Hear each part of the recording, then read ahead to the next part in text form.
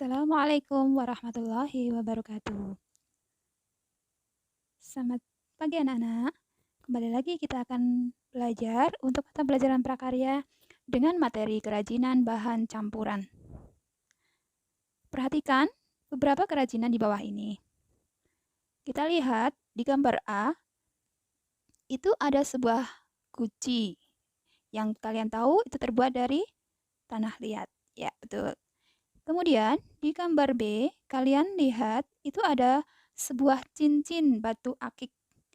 Ya, otomatis bahan pembuatnya adalah batu akik. Kemudian di gambar C, itu ada sebuah dompet yang bahan pembuatannya adalah dari anyaman pandan. Ya, setelah kalian melihat gambar tadi, kita akan mencoba menganalisa kerajinan tadi. Yang pertama, ya, sebuah kendi atau guci yang dibuat dari tanah liat. Di sana ada hiasan yang ditambahkan atau ornamen yang ditambahkan, yaitu berupa cangkang telur. Ya, jadi kita bisa simpulkan bahan yang digunakan untuk membuat guci tersebut adalah tanah liat dan cangkang telur. Kita perhatikan kembali bahan atau kerajinan selanjutnya, yaitu kerajinan cincin batu akik. Ya, cincin batu akik, bahan dasarnya atau bahan pembuatnya adalah batu akik dan logam. Nah, biasanya logam yang dipakai bisa titanium, bisa emas, ataupun perak. Jadi, dalam pembuatan cincin batu akik tadi, membutuhkan dua bahan atau yang dikatakan membutuhkan bahan campuran.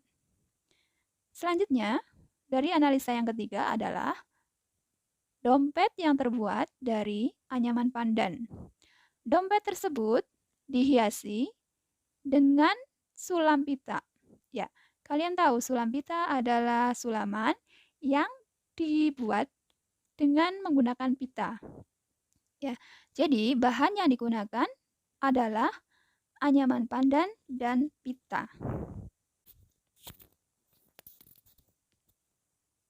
Dari ketiga analisa kerajinan tadi dapat disimpulkan, pengertian kerajinan berbasis media atau bahan campuran adalah sebuah kerajinan yang terbuat dari lebih satu bahan utama dan merubah bentuk dari suatu kerajinan.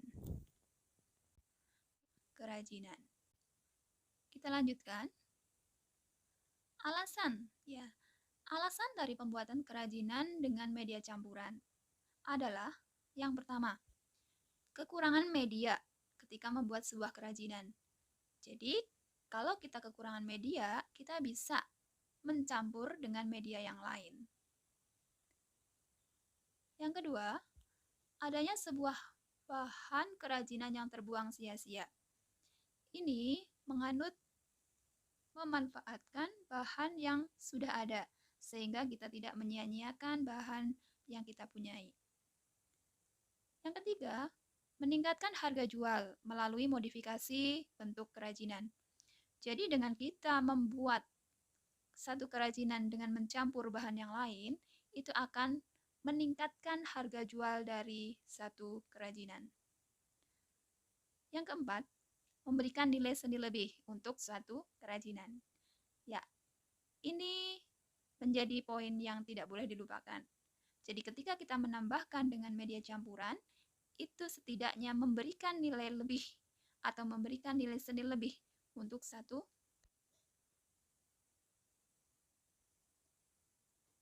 Sekarang kita masuk kepada bahan pembuat kerajinan.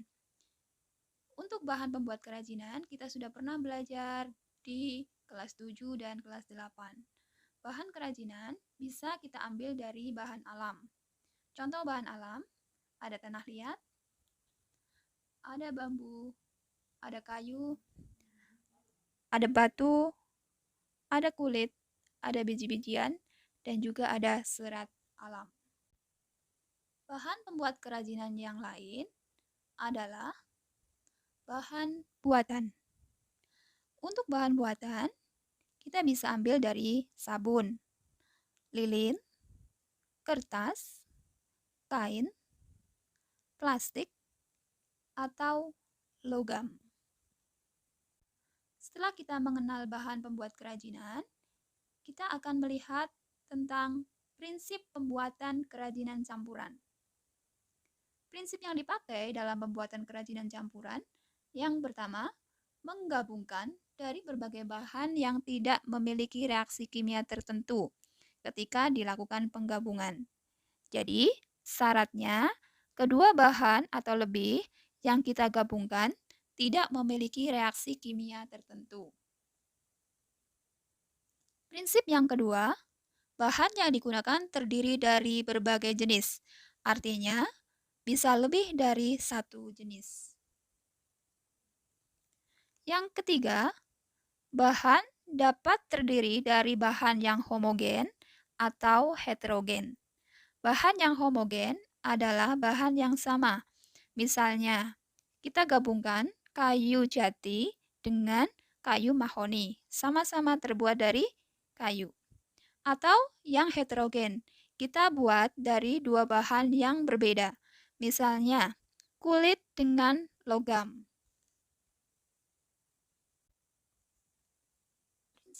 Prinsip selanjutnya, tidak terjadi perubahan fisik pada salah satu bahan yang digabungkan. Artinya, ketika kita menggabungkan dua bahan, tidak terjadi perubahan pada salah satunya. Misalnya, kita lihat ada lilin dan ada plastik. Lilin kalau akan dibuat kerajinan dapat dengan cara dilelehkan. Akan tetapi, ketika lilin itu dilelehkan, digabung dengan plastik, hal yang terjadi adalah plastik tersebut akan ikut meleleh.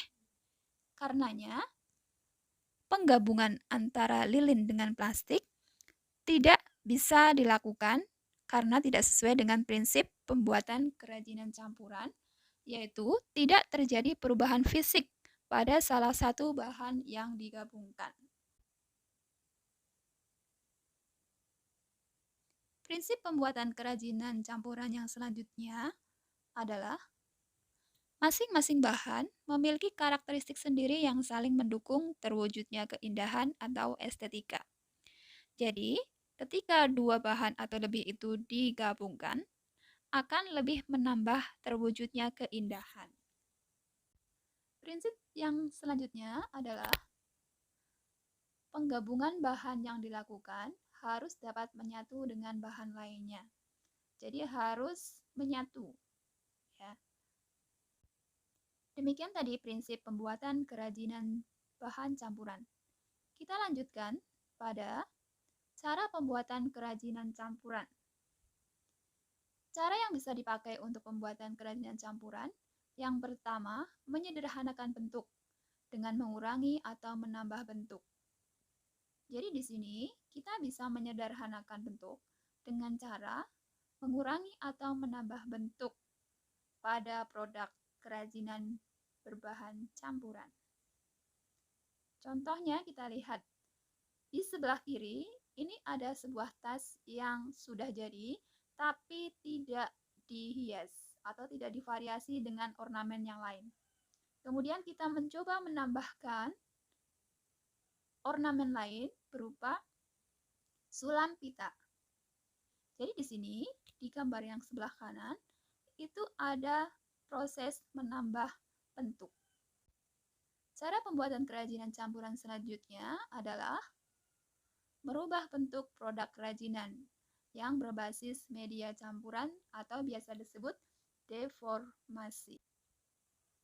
Kita perhatikan contoh kerajinan di bawah ini. Di sebelah kiri itu ada kerang. Biasanya awalnya kerang ini diletakkan begitu saja sebagai hiasan.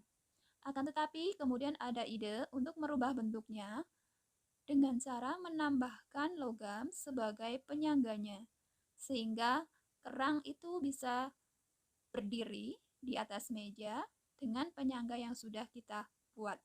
Kita lihat pada gambar sebelah kanan.